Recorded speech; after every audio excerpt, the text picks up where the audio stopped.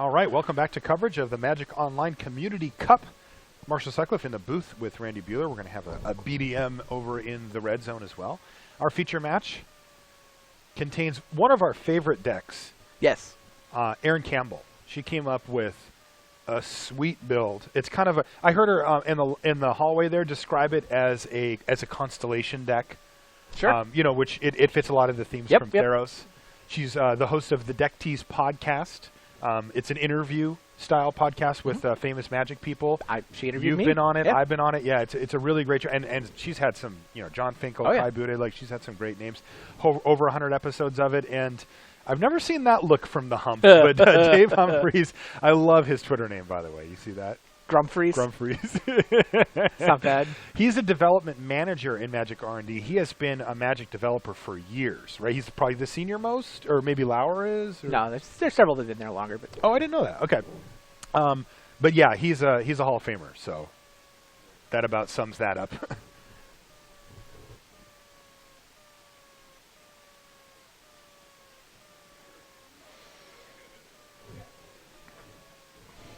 All right, and we are underway here.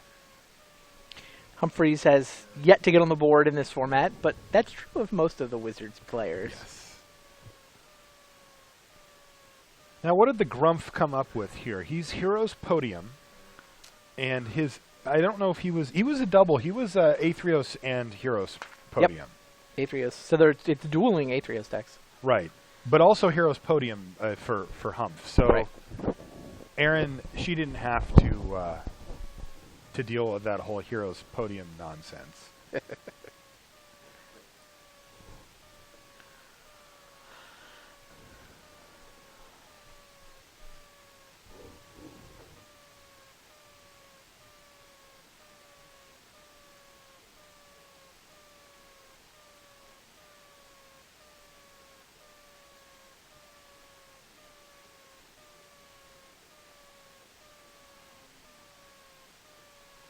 Coinsmith. Really is a constellation deck. I hadn't quite, mechanically. Yeah. We spent most of our time looking at the flavor. Right. And, acknowledging it looked like a solid white-black deck, lots of devotion counter potential for turning on Aetherios, but it also does have a solid constellation theme in terms of being able to win. Interesting line here from Erin. She's just ignoring Spirit Bonds. Just doesn't want to mess with that. Just going for the straight curve out the here. beats. Yeah, the beat down. Could be interesting. It looks like actually a pretty reasonable spot to be in against the draw that Humphreys has. He has no board affecting permanents. Right. He can play Spiteful a Return couple over of Grim gods. Guardian is kind of interesting there too. Yeah, not using up all your mana. And Right. the Grim Guardian would get a few triggers based on her Exactly. hand. So But I think Spiteful Return just hits harder. it does. It was cheaper, but it also hits harder in this spot. So. Wow, Grim Guardians are piling up, so the damage from Spiteful Return is going to be pretty impressive here. This is an attack for 5, and all of a sudden, even if Humphreys gets down a bunch of blockers, it won't matter, but it looks like he's going to fire off the Hero's Downfall on the Coinsmith. Mm-hmm. He figures he can put up something with 1 power at some point.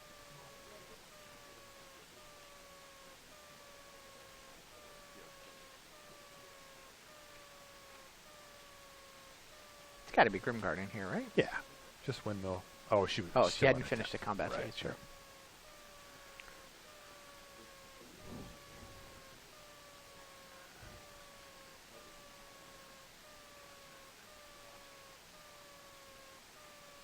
All right, so Humphreys had to use that last turn to fire off the Hero's Downfall, but now he's trying to decide if he wants to play Heliod or Aetherios. Has drawn 3 copies of Hero's Podium, which is legendary. Well, that'll happen when you have 4 in your deck. Yep. And 2 copies of Aetherios. So even though he's got 5 cards in hand, he virtually has 2. Not amazing. All right. Engage in battle. And I like just playing out the other Grim Guardian here over the Scholar. Yeah, me too. And then if I draw a land, I'm probably just windmilling the Cavern Lamp at. And if not, you got the Spirit Box. Yeah, exactly. Yeah. With 2 triggers. Yeah, 2 more triggers. Yeah, I cannot This is gonna imagine get how out of Humphreys hand. recovers. I mean, it's not going to get out of hand for much longer. Dave's going to die next turn. You're right. Yeah, 3, 4, 5, 6. Yeah, he's just going to die.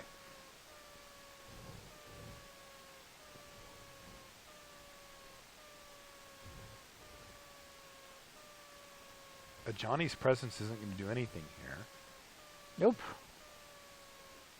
He can make a token with Heliod. That's what he's make left a up. token, yep, so that it can trade for the Spiteful Returned. Right. He is so far behind. Right. And Erin, Yeah, well, she's whatever. going to go ahead and cash that in. Yeah.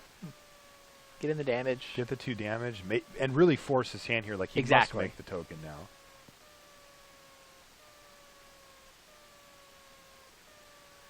Still takes the 2 from the trigger. It's going to take 2 from the unblocked Groom Guardians, down to 4. She can play an enchantment. Down to Probably 2. better than playing a Scholar. Yeah, just while you still have the guys. Yeah, she agreed. Yeah, and now, like, the next enchantment is lethal. Also, the next attack. A little smile there Wow. from Humphreys. Look Yeah. at him. He's like, well, sometimes you draw all of your heroes' podiums, almost. So Erin Campbell handily takes down I didn't. Hall of Famer Dave Humphreys in that The one. Constellation theme plays way better than I realized it was going to. When just No watching kidding. her build, like, all of her choices in building were so sort of subtly perfect from a flavor point of view. Not running the Godless Shrine, finding, Underworld Coinsmith, the lamp pads, they just all seemed flavor-driven. Yes. For Caves of Koilos. Oh, she apparently got bonus points from the judges for Caves of Koilos Sure. As being opposed as a to- passage, as opposed to Godless Shrine. Definitely. Although gate, no one went with the gate. No one Orzhov went with Gate? no one went with the It's the Orzhov Orzhov Gate. Guild Gate. Yeah. Yeah, deck plays great, too. Yeah, not running Godless Shrine. It's just, like, I'm giving Erin a 5. Like, if I'm in the judge seat and there's no Godless Shrine in my straight-up white-black deck for flavor reasons, you are just getting a 5. Like, it's worth 4 points. So as long as you've done something. I also got a little bit of insight into the players, the Community Cup, the community team's strategy, which is that they really were all looking to get like 6 points out of the 15 from the judges. Okay. They're the way they valued everything out is like if they get 6 to 9 points on flavor, and can 2-1-3-0 So they're okay across if they the board. get 2s and 3s? Yeah, they're okay with 2s and 3s. They If just they didn't get want 0s and 2s, 1s. they're okay with Yeah, 2. yeah, I would they're be okay with with 2s. I'd be Yeah. thinking 3-4, but I'm not going to sacrifice my ability to win. They for a felt like 5. they had more control to predict getting a 3-0. Funny. Now, did you get a sense from the Wizards team at all, BDM? They Their were strategy? they were mono flavor. Yeah. Yeah, they were really flavor Mono first. flavor beatdown. Yeah. All right. Well, I don't know about beatdown. Yeah. Get beat down. Mono I mean, flavor. didn't say they were troll. doing the beatdown. Oh, okay. there was punctuation in between that I didn't. Mono flavor. Beat Period. down. Right, they're almost ready to get back in their match here. Dave is still finishing his elaborate sideboard plan. 3 game 1 wins for the community already. Only 1 for Wizards. Worth picked up his Jeez. first game against Mariah. It's been a long wait, Frank. Trying to figure out the flavor of Paul Cheon's Hornet Queen. Nope. I guess the bard sings for the queen. Nope. Sounds like Nope. sounds like Nope, a, nope. Not sounds like mine. a 2. The chord of calling. How are you going to justify the chord of calling? Well, chord. A chord is a musical term. I'm Oh. gonna totally justify chord. Yeah, You're you're gonna right. Try. Totally. I would I like I would it. not penalize for it. No, I wouldn't either. Bonus points. But Sphinx's Rev, you're still Way down on that one. Funny. You're getting docked. Also, I'm not buying the whole Chimera Sphinx thing. They said it was a thing, but that doesn't resonate. Did you look with it up? me. No, I believe them. I Okay, don't mean yeah, I don't I mean, believe them. We I'm can talking believe them on the Yeah. academic point and still not Yeah. find it delicious. Right. And Sure. that isn't like a well-known thing. Sure. Right. That Doesn't is- resonate. It doesn't resonate. All right. Humphreys has a real draw here. A hero. A hero appears.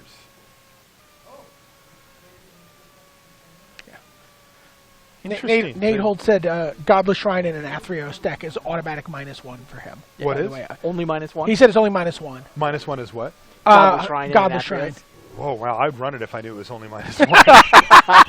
You need that card. You're running Underworld Coinsmith. Like, you really want that card. Now, what do you think about not playing Spirit Bonds first here, Randy? I think it's fine. Okay. I don't know. Maybe it's different versus a Tormented Hero. Yeah, I mean, you want that 1/1, right? Just the blocks in. You can take a hit.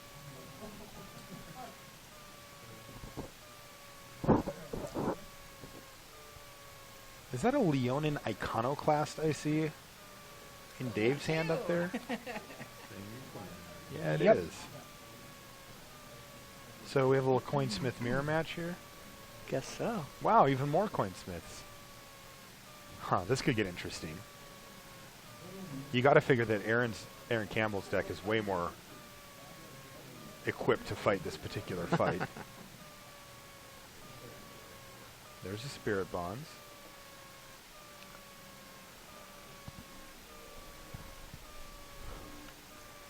Gonna pick up a life off of that. And there's Athreos. So 1, 2, 3, 4, 5. Is that not Lavinia?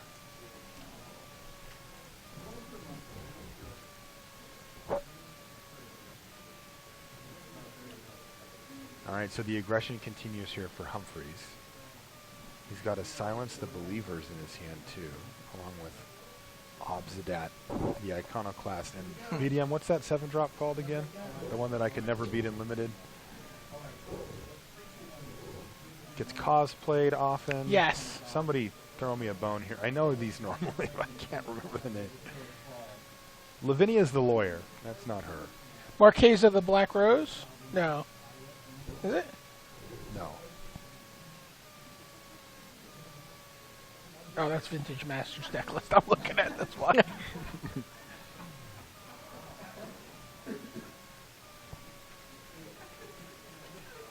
Meanwhile, Erin chose to trade off the Coinsmiths.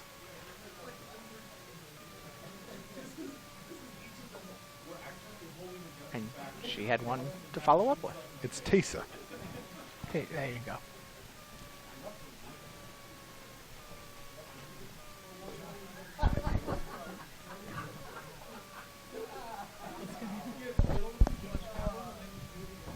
Yeah, these players are not tied 0-0.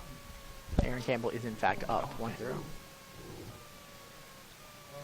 Looking to extend the lead for the community team. You can see that in the lower left part of your screen. There's 72 to 48 coming into the round. Yeah, nothing's done yet. None of the matches have finished yet. A few games, community, and Wizards.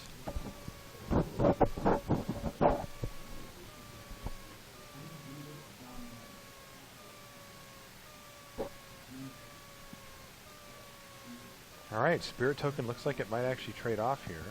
No, Pump Spell incoming. All right, Battle-wise Valor. Not really sure if there's a flavor. You would run Valor it for hero? power level. Heroes are Valorous. Oh, he's on the podium. Yeah. Okay, right.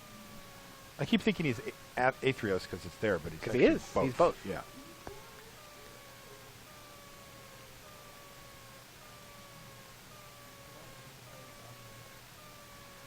This is really interesting. That Leon and Iconoclast do some pretty serious work against Erin Campbell's deck. Destroying enchantment. Whole deck's enchantments.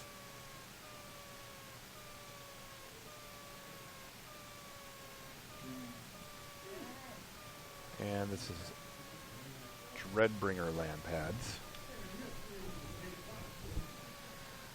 The subject of one of Rich Hagen's most egregious puns ever. Really? Yes, it takes minutes just to tell it. His puns require setup. Oh yeah. And this one They requires require a running really- start. Yeah, running start indeed.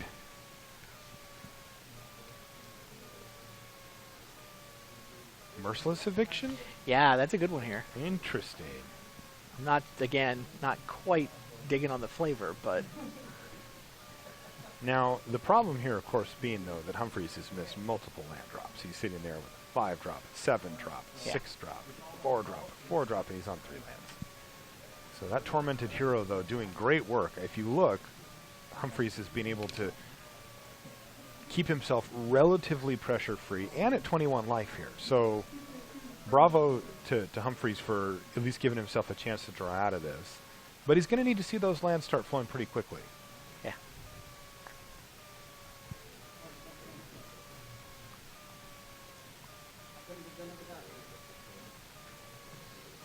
All right, so Scholar resolves. Spirit token.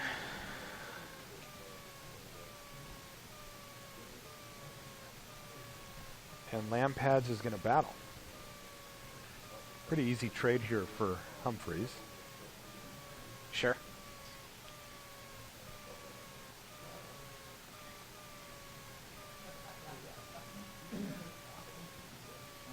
Going to take 3 damage for Erin. And chip the turn back. So can Humphreys find a land? No. Finds Deicide. Not a bad sideboard card here for old Humphreys.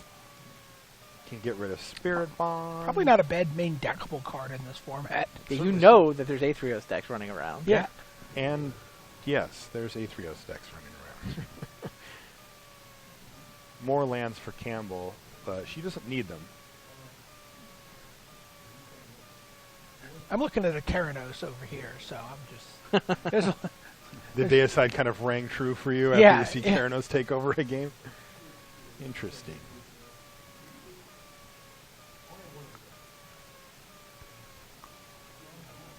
Okay, in comes the team. So is Deicide going to take out the Underworld Coinsmith now that Campbell's on 1 card and immediately played the land? I think Humphreys knows that it's not a creature. He'd rather just keep the pressure off, as that's a great finisher for Erin. Now, Erin's a little behind on life total, but ahead on board right now. Decides not to activate the Coinsmith.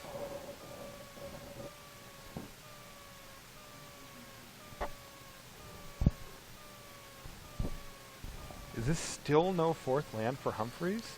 Still no 4th land. But he's in a good spot, right? Like, you don't feel like that he's Schol- losing this, do The you? Scholar is going to add up. Oh, The Scholar is now draining 2 per turn. The Scholar. I mean, I understand the Scholar doesn't normally do this in constructed matches, No, but you're right. but I mean, 6 lands in a Scholar still deals a lot of damage in a hurry. Right. Now, any land off the top that doesn't enter the battlefield tapped for Humphreys will take care of that Scholar situation with the Silence of Believers. But this Constellation deck is really putting the grind on here.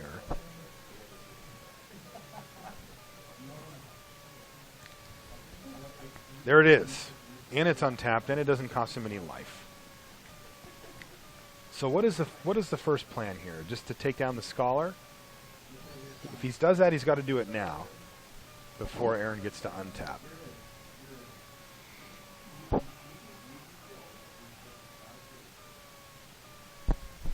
Scholar does seem like the scariest card she's got. Yeah, I think so. The interesting part is he actually wants to work his way up to Merciless Eviction, but he just has no guarantee on when he's going to get that, so he actually needs to burn spot removal, which is not normally the name of the game, but All you true. do what you got to do.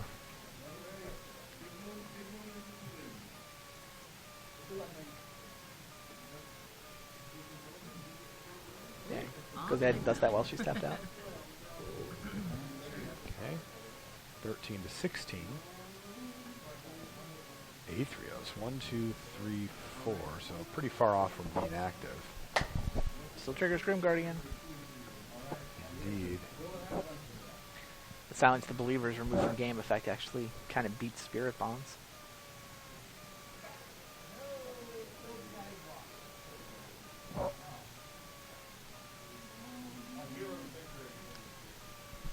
All right, 3 damage, dropping Humph down to 9, and he draws another land, so he is 1 land away. but Yeah, this run is opposite gonna out help there, a lot. right? Yeah, just run it. That's going to bump him back up to 11. And it is going to get Hero's Downfall here. Yep. But the 2 life actually matters a lot. Yeah.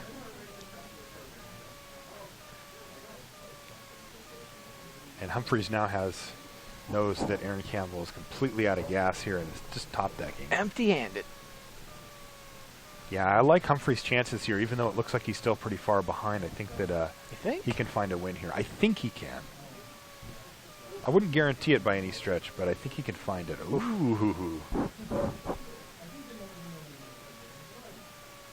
This could be interesting. Sentry of the Underworld. Now, she's going to get a token as well, but Right. if we see a land come off the top here for Humphreys, exile all creatures, doesn't care about regeneration, doesn't care about indestructibility, and can just completely wipe the board, leaving just Aetherios and Spirit Bonds. Not But a he land. finds King Makar. Oh, that's awkward. 3, 4, 5, 6, 7 damage plus anything on a Grim Guardian is going to kill Humphreys. So he's actually got to fire off that other Silence. Silence of Believers. Of course, he doesn't have enough mana to strive it. He just said go. Yeah, dead draw here. Yeah, I mean, he can do it whenever. But he's still taking 1, 2, 3, 4 damage here, and if Erin sees it and plays the Aetherios, it'll make it actually up to 5. Of course, she'll have to sacrifice one of them, but still, Yeah. it'll trigger the Grim Guardian.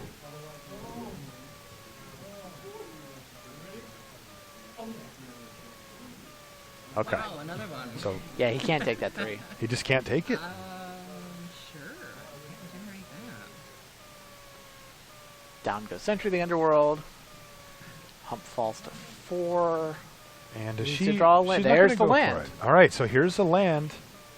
Now, he doesn't really have the tools, right, to do any other play than exile all creatures, right? Like, I there's agree. no other line. So, away they go. And Erin is left top decking, but can build a board pretty quickly. Any creature is going to get a Spirit Bonds trigger. Right. Also has a bunch of good creatures to draw, like Underworld, like a Coinsmith and that kind of thing. This is going to be a close one. This has been a real game here. Like, there's no whims of the fates, piles here. This is a good old-fashioned Magic fight. I've been all laughing at me. Eagle-eyed viewers may have noticed the community team's total went up from 72 to 75. Paul Cheon got them on the board, defeating Ryan Spain. So Ryan went 1-2. I think he hit about Yeah, he'll take it. expectation. Yeah. Yeah, he'll take. I think he's happy to get a win with that text. Blame him. Yeah, should be. He'll probably get 14. But there's always somebody, Okay, so the board is clear, and Humphreys has now stabilized and can say go. Yep. This is interesting. Now King Makar comes into play. If he draws a land, and he did, Teysa is now an option. Jeez. And with an opponent top decking, you got to figure that your Teysa is safe, so in we go. And remember, Campbell's down to 10. She took a bunch of incidental damage from the Aetherios on Dave's side. You know what else is a thing? Blow up Teysa. Take a look at Teysa here. Vigilance and protection from creatures, which generally means unblockable. And she's gone. So that was Elspeth, Suns champion, off the top for Erin Campbell, minusing. Wow. Because, you know what? Plussing Elspeth in that spot didn't do enough. Protection from creatures will let Teysa just keep fighting. So it's not over yet here for Dave Humphreys. That was a big draw. He is now facing down Elspeth. He can play 2 things this turn. Neither of them are really what he wants to be doing, though. King Makar's fine, but not going to do well against Elspeth and her token. Same thing with his other options. So here's King Makar. And it looks like he might want to try to get his Aetherios active as soon as possible here as well. He's got Agent of the Fates. Oh, sure. 1, 2, 3, 4, 5, 6. So that's only one away, and he's actually got it in his hand. I don't know how much it matters, though.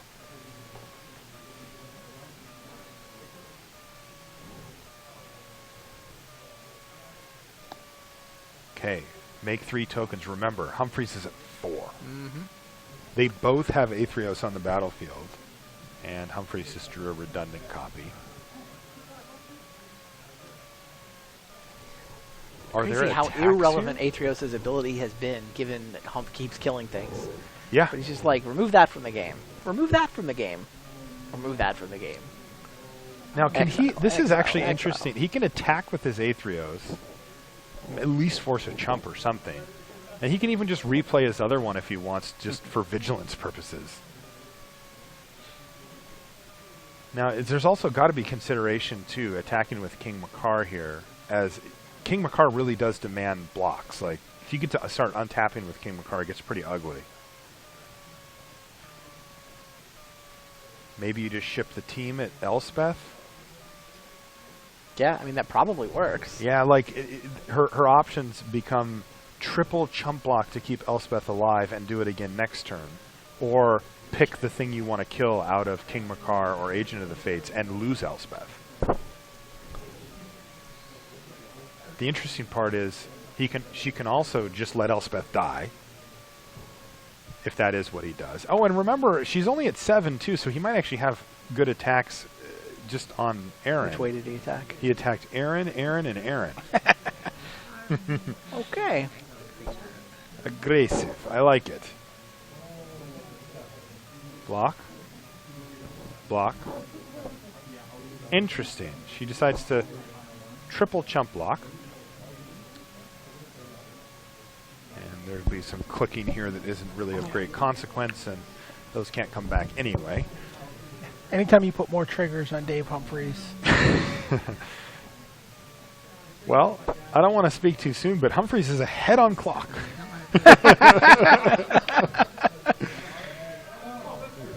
We are in the middle stages of a game. The lightning bolt himself, Dave Humphreys. Those are your Community team triggers. continues to hang Right. W's on the board. I don't want to... Bjorn Andreasson took down Helen Bergeau, How do I get around those? and Frank Lepore beat McTurian. So he kills my 3 spirits, it's not letting me... I just heard some yelling okay, from the... put their tokens. I'm curious about what's going Got it, I on. just couldn't figure out what's going on, so thank you. Sorry about that. Okay.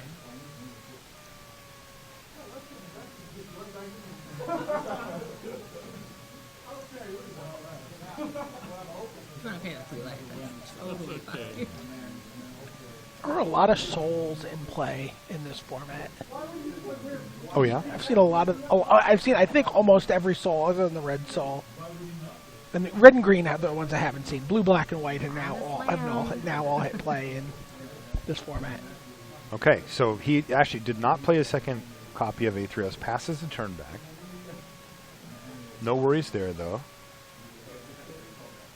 Erin pluses Elspeth, draws a land, and passes a turn. And here we go. King Makar gets to start on tapping. It is tough to beat this. He almost has lethal on the table. But a couple of well-placed chump blocks would leave Erin Campbell at 5. And the gold is flowing here as well. Yeah, bash with everybody here.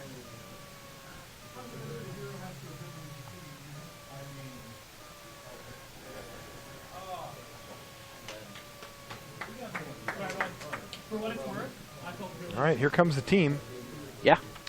Attack, Makes attack, sense. attack, attack. Pressure Erin Campbell's life total as much as possible. And force a couple of chumps. And Humphreys, barring something pretty amazing from Erin Campbell, looks like it's going to even things up here.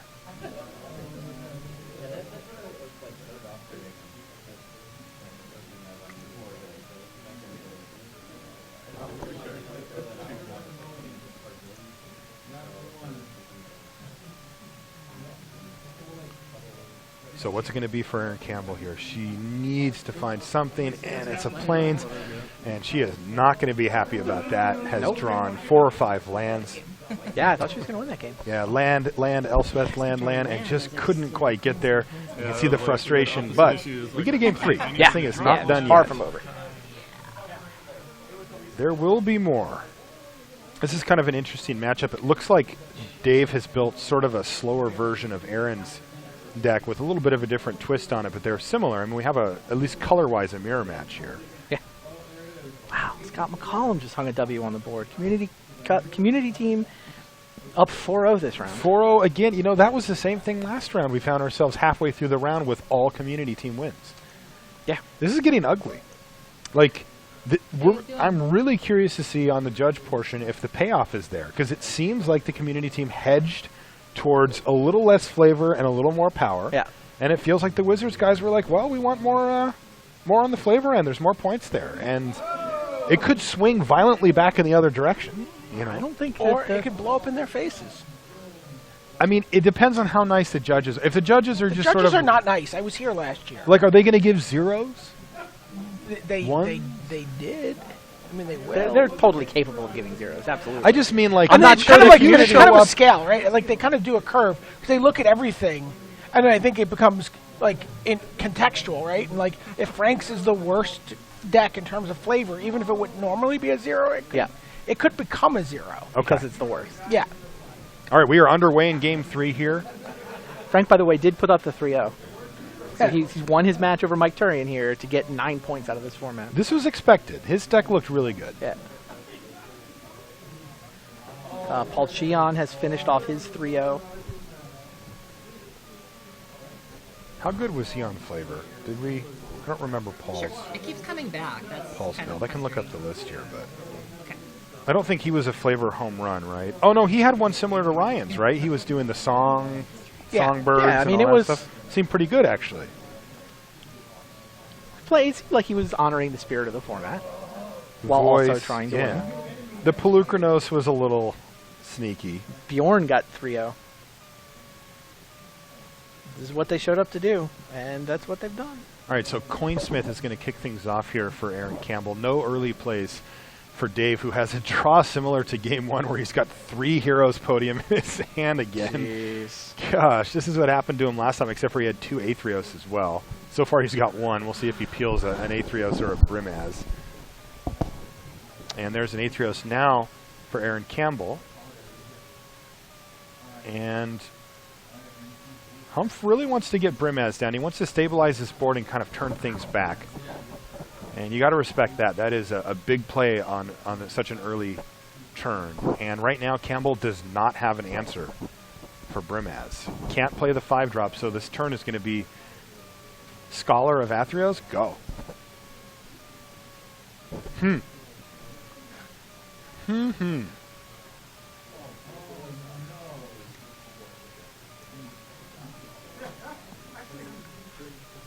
And there it is, the 4th Heroes podium. He gets there. Has all of Ding, them ding, in ding, his ding, ding, ding, hand. ding. Get a bucket for all his coins. You win the prize, Dave Humphries. Goodness sakes. That is so brutal.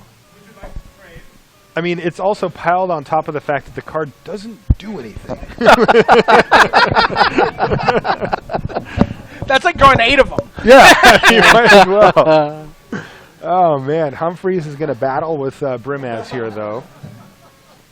Brimaz is going to have to do a lot of work. If Campbell draws something like a Hero's Downfall, this game is going to fall apart pretty quickly.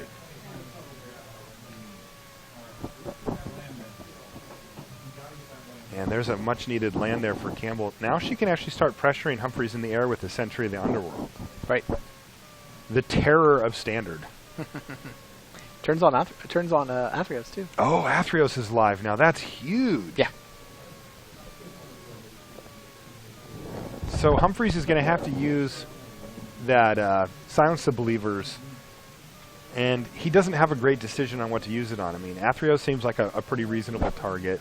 He could take some risk and take out the Sentry to turn off Athreos and just hope that Campbell doesn't have another 2-pip spell. As right now, Athreos is live, but only barely.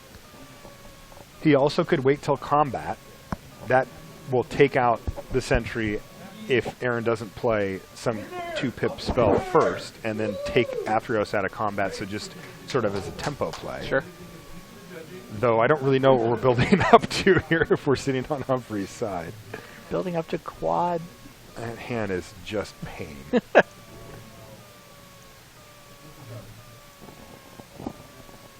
All right, another sentry here. And it looks like Humphreys is going to take that line. I think he's going to take out the sentry here and hope that Campbell doesn't have a way to keep Athreos live going into the next turn. See what he does. Like that?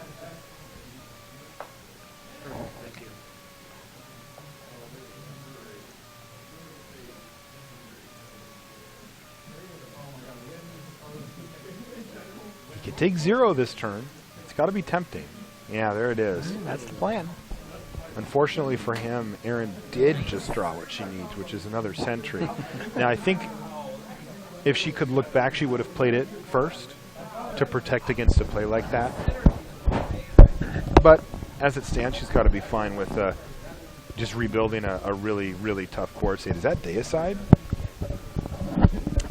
It is. Interesting. Now, he has a similar decision to make here, Randy, because he can do that same play with the Coinsmith in combat. You got to figure, though, that he can't stay ahead of this forever and might just need to take out Athreos, right?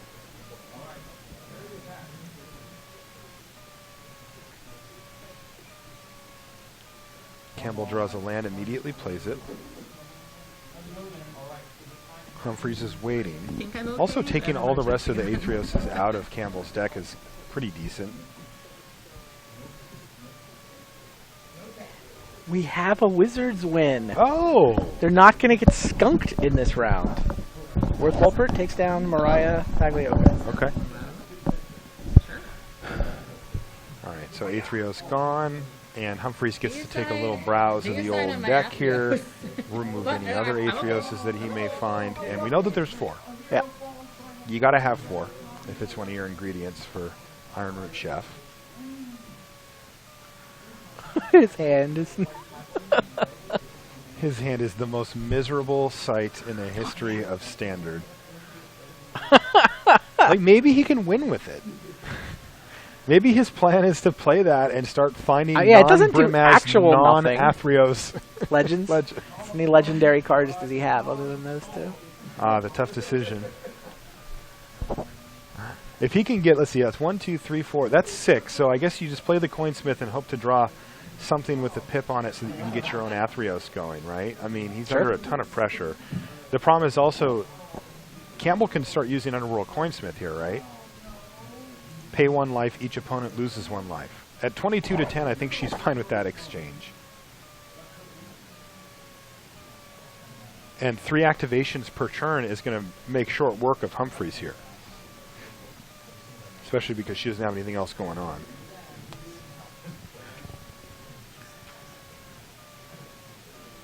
So here we go. Let's both lose some life. And there's a Grim Guardian as well. Yeah, this is not looking good for Humphreys. It looks like Erin Campbell may be able to close out this game thanks to a pretty unfortunate draw there from Humphreys. The old quadruple mulligan. Yeah.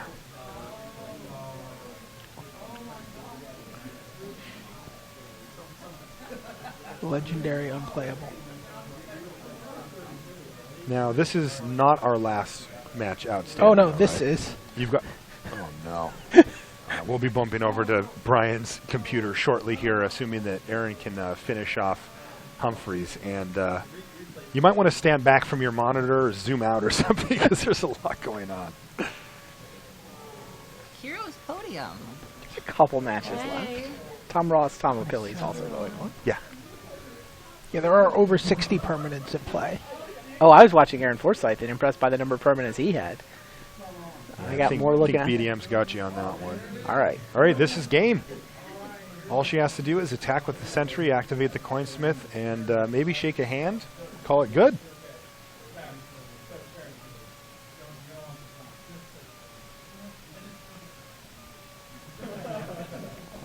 Yep.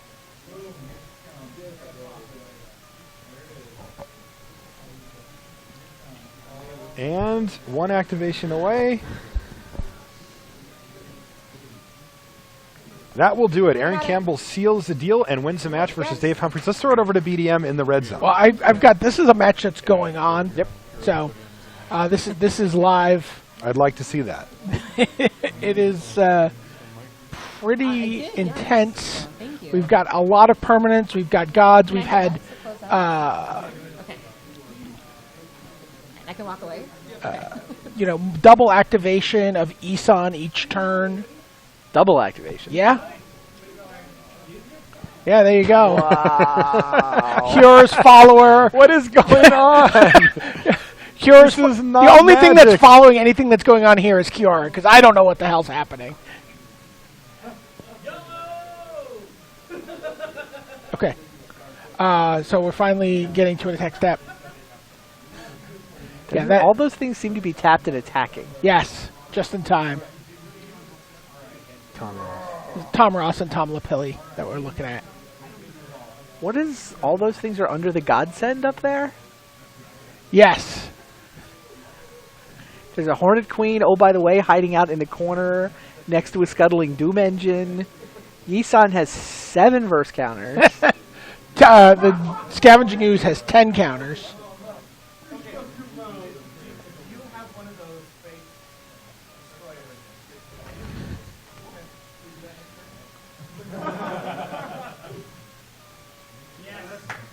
Okay, and Tom wins with 2 minutes left and Wow. wins the match. Crazy. Yeah, it was absolutely absurd game, and despite all those things being under the godsend, they were still able to get into play with Isan and the Cure's follower just untapping it. So that leaves Sean Plott and Aaron Forsyth left, I believe. Yeah. Yeah, Aaron has a bunch of stuff in play on his side of the board. All right, we're ready to go back to that one over here. Man, Tom Ross hanging up win number 1, 2, 3, 4, That's 5, win 6. 6. Yeah. So it's either going to be, if Aaron Forsyth can win here, he gets it, holds the damage to 6-2. Forsyth's board is hilarious, by the way. There's 3 landmines.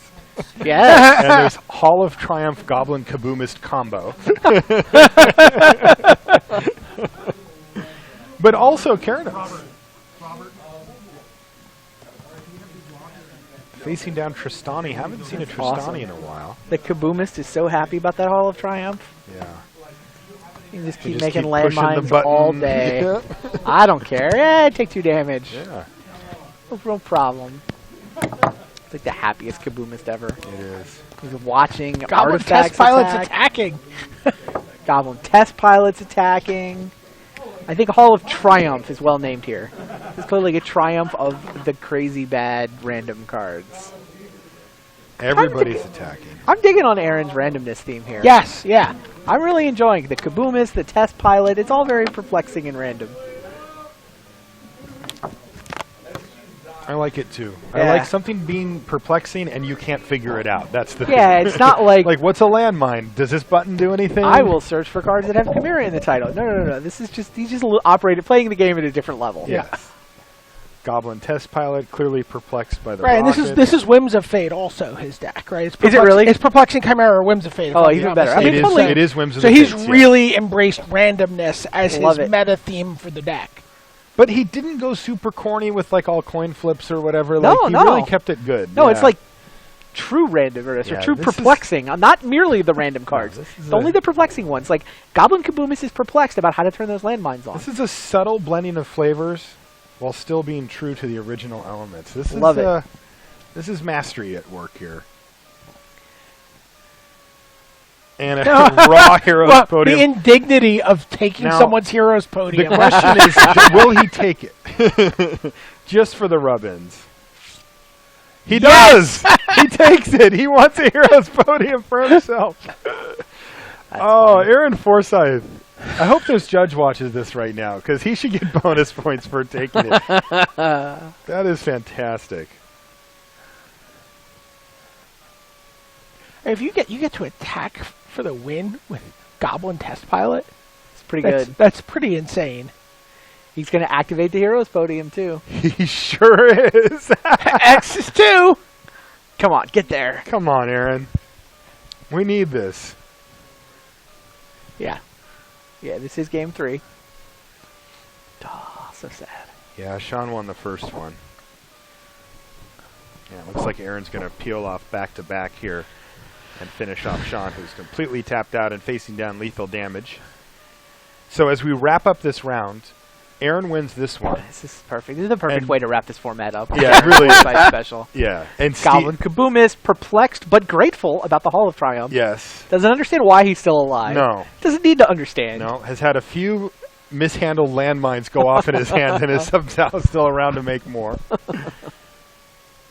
Aaron steals Hero's Podium. Steals an ingredient from an opponent, which I've seen on cooking shows. I have too. I've seen people do that. Can I borrow some of your chives? Yeah. And in fact, gifts in trade one of his own essential ingredients. Goblin And test he fire. attacks and the with perfect. flair. He goes in for exactsies. Yeah, he wants to make it 0. Now, so Randy, you said that this makes it 6-2 though for community team this round. Yes. So it was it X1? I think it was X2? 6-2, 7-1, 6-2. So we'll see if this Kind of a if this blowout. gamble has paid off for the Wizards team of really moving in on the flavor aspect. The Wizards team of went it. all in on flavor, and the community hedged. Yeah. They're like, we're content with 2, 3, maybe 4 points. They expect kindness from the judges that I do not think that they will So, receive. it's a little bit like when on the cooking show, someone gets a steak and somebody turns it into an ice cream and somebody makes a steak. Right. Right. And the judges are like, look, The it's steak a steak is delicious. Yeah, but you didn't really do anything, but we can't give you a terrible grade because it's a steak. This steak ice cream is horrendous. Right. But I have to give you points for creativity. Yeah. All right, and that's going to do it there for the rounds of action. But the really important part is coming up, and our judges are going to be in place shortly to dole out a whole heck of a lot of points here. They're going to lead us down. Oh, we have an interview first. So why don't we go to an interview first? We've got Mariah Pagliocco sitting with Nate Price down in the feature match area right now. All right. Hi, everybody. Welcome back to the Magic Online Community Cup. I'm Nate Price, and I'm here with Mariah Pagliocco. How you doing, Mariah? I'm doing okay. How are you? I'm doing lovely. Thank you so much. So as you can see, Mariah is here bedecked with many, many different little panda friends. Why don't you explain a little bit to everybody who doesn't know at home what Team Panda is all about?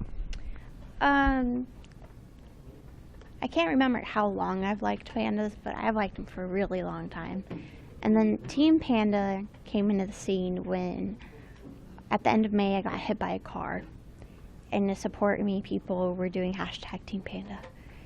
And it was amazing. Like, I can't even begin to explain the amount of support that we got and the amount of tournaments that were held. And even in my room, I have an 8-foot play mat that's just signed. It went all over GPs. And I love, like, always finding a new signature or a new little, like, hope you do well, like, little message. And yeah, when I had first gotten my phone back after I got hit, I was just looking at all the messages I had for people, and it took me forever to go through all of them, of people just, hoping I'm doing well, and some people even saying their goodbyes, and I can't even, And that's one of the things, like, this is the Community Cup, and so it's all about the community, and you said it yourself, like, there is no community like the Magic community, and this was a perfect example of how everybody really stepped up to the plate and made sure that, like, you were as taken care of and just surrounded by as much positivity as you could possibly imagine. I know that a couple weeks ago, was it around Grand Prix Portland, like Christian Calcano, who's been one of the big guys supporting on the Grand Prix, like the Team Panda, who's walking around with like a full-on Panda spirit hood. That if you might have caught pictures of that at some of the Grand Prix, came down for a little bit of a visit. You had a lot of awesome visitors swung through while you were there. Why don't you tell us some of the other visitors who dropped by to give you a little shout-out and support? Well, do you want Magic visitors or visitors in general? Visitors in general. Okay. So Calcano came, which we coached one of my nurses to be like, "Are you Christian Calcano?" And then when he would say yes, she'd be like, "Do you know Brian Kibler?" And then I had just a couple of friends from the East Coast come visit. And then I had visitors from the Sounders who they came back for a second time. And when I saw them, I expected them not to remember me because I was just another kid. And they were like, "Mariah, like, you're still here." And I was like, "Oh, they remember me." And then Russell Wilson and Earl Thomas came to visit. And before he came in, I heard him like, "Oh, what's her name?" and stuff. And so I figured I was, just another kid that he's making rounds to. He goes ahead, posts a couple pictures on Facebook, and gets a bunch of likes and people to support him. And but then a month later, with no contact to him, he ended up sharing my story on Facebook. And then I got mentioned during the Packers versus Seahawks game, which was amazing. My phone was just it was going ballistic. Like, it wouldn't stop going off, and it was such a happy feeling. I'm like, oh my gosh. And then I had visitors from this Mariners game, which I was in therapy, so Dad went and got me some baseball signed, and there's a lot of people who come there, and just the fact that people even came was awesome. So. There's been a bunch of other stuff that's happened around town too. Like we did I know that there was a big charity tournament that a lot of people from here at the building, Wizards, actually came to also. Did you have a good time at that event? Yeah, it was my first day pass with my parents going out, and I was actually getting really down that day because in order for me to go, we had to have a accessible taxi, and they came 2 hours late. So I thought, like, I'm gonna have missed everybody. And thankfully, I came in the middle of the tournament, and I got to see everybody, and it was amazing. Like, just so many hugs, and yeah. You put up a pretty solid 2-1 performance in the Iroonroot Chef. Are you interested at this point to hear how the judges judged your flavor for your deck? Yes, I personally don't think I got too many flavor points. I tried. My whole thing was creatures who have abilities when they die, and then being able to sack stuff, and then just do a continuous cycle. With I can't say it right. Yes. But I'm not sure if that was like super flavorful. Like Matt, like his whole deck was sphinxes. Like that's really flavorful to me. Yeah. Well, I guess we will be seeing relatively soon what the judges think. I think we're just about ready to find out what the final flavor verdict is. So appreciate you taking the time to talk to me. And you got one more full day of awesome play here at the wonderful Community Cup. Yes. Oh, I'm so happy. I get to play again. Awesome. We'll keep it up, and we'll send it back. Thanks for joining us, guys. Hey, guys. Welcome back to the booth. Thank you, Nate and Mariah, for that. Randy Bueller, Marshall Sutcliffe, we are winding down the day. Mm-hmm. We are getting judges in place, but we've got an update for you here. So, wow, 57. This is a huge gap now. 90 to 54? Thumped them, but the story's not over because this is a two-part piece here, and it feels like you mentioned it, mm-hmm. that the community team kind of hedged a little. Yeah, they wanted to win the matches. They figured they could control their ability to 3-0, and that's what they did. Frank Lepore, 3-0. Paul Cheon, 3-0. Tom Ross, 3-0. Erin Campbell, 3-0. Like, they got a lot of wins out of that. But they did that by saying, we're going to make sure decks are good. We're not going to ignore flavor. We're going to try to build sort of flavorful but good decks. And the Wizards team said, this is all about the judges. We're going to show off. We're going to see how deep and how awesome we can get. So we'll find out. I mean, I feel like the gap is going to narrow. But I Yeah, mean, well, that's so- a gigantic gap, though. Like, how far is it going to narrow? So the question that I have for you, though, is you understand games better than anybody I know. So there's the concept of a zero-sum situation, right? Where when you play a match against somebody, you win 3 points, but they also don't win 3 points. Right. But when we go to the judges, that's not the case. Well, but I think the judges are going to curve it, right? I don't think the Okay. judges are just going to say, "Oh, everybody gets 15s." Like, Okay. I feel like the judges are going to make sure they have. People are going to get all the numbers. Like, you're going to see some zeros. I don't know that everybody's going to get zeros. I think you're going to see zeros and you're going to see 5s, and it's not like they're going to stack rank them and do some mathematical curve. But I feel like the judges are going to use all the space that they have. Okay. And so it's not. I mean, that doesn't make it zero sum, but I mean, I do think that the more flavorful you are, you're kind of taking points away from the other side because you're moving up on the curve. You're outdoing the other team in flavor and therefore taking points from I them. think so. Okay. I think so. So it'll be somewhere in between on that. And I think that's really interesting because the thing that we talked about coming into the round that's still very true is, so you see 57 and 15, there are way more points available from Yeah, there are, flavor. but I mean, that they picked up 42 points. Yeah. 42 is a ton. Yeah. I mean, there are a lot of points for the judge, but I mean, is Wizards really going to make up 42 points? They might. I mean, how many? So there's 15 points times 8, which is 120. Yeah. And right here is 60, 70 something points. So there's, pushing double the amount. Like they could. Yeah. If they crushed it, if the judges just go. But did they crush it? Yeah, that's the question. I think that Wizards That's the will. question. I expect them to close the gap. I don't know if they crushed it. So what you're saying is basically that the community team said, well, the difference between 0 and 3 is us just putting a bunch of cards and then have the names, but then making it powerful. But the difference between 3 and 5 is diminishing returns that makes us lose matches. That's what they said. Where Wizards was like, we want 5, and we'll take like a match win if we get it. I do not think they expected to lose 42 points here. Yeah. They got what, 6, 12? It was 19 to 3. No, that's not. That math isn't right. Wizards won 19 to 5. 19. I don't think they expected to lose 19 of the 24 matches. That just gives me the shivers. That's a lot. Such a beating. 19 to 5. Yeah, the judges are going to have to really think they were, sympathize with what the Wizards team tried to do here in order to try to shorten up that gap because that is a lot of points. No, I think they were thinking, okay, 15 to 9 maybe, but Yeah. geez, 19 to 5 is crazy. Yeah, but there will be a big swing one way or another here as there's so many points just entering the system on this next section that it's going to be crazy. Now, to talk about that, by the way, so the judges, there's 3. There's James Turner, Graham Stark, and the Wizard. Yep. The Wizard's calling in remotely from some other plane. We're going to have him on a TV.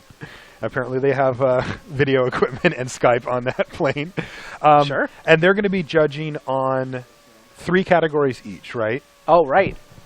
So boldness, creativity, and what was the third one? Use of the ingredients. Use of the ingredients themselves. So like how integral were they to the deck? Yeah.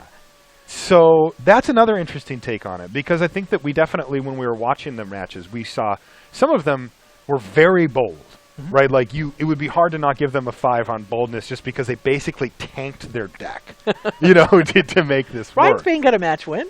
Yeah, he did. That's true. And he went all the way. One of the 5. Fully deep. Yeah, so that's interesting. But it is weird because I think that when you and I chat about this, we kind of put it on this plane of like, do I want my deck to be good or flavorful? But the judges don't see it like that. They just see a list and say, how flavorful is this? Right. Like if you crush somebody, they're like, I don't care. Like that's fine. Go crush somebody. But how flavorful is it? That's all they care about. They're just looking at a deck list and giving it a score. Yeah. I don't know. I think the Wizards is going to get the majority of the points here. Uh-huh. I don't know that they can make up 42 points. That's a tall order indeed. And that last round was a thrashing. It was really close coming out of Vintage Masters too. Yeah, no, you can certainly see that 33-39, and Wizards was sort of up the whole way. If you look at the players that are doing well, it's also, I don't know, somewhat interesting to see which players are hanging the points on the board. Yeah. Frank Lepore, Paul Cheon, Scott MacCallum all had 15 points each. Wow. So all 3 of them have gone 5-1. Just crushing it. 5-1. Mike Turian was the last man standing undefeated, but he did lose his last 2 games. The whims of the fates went against him. They blew in his direction.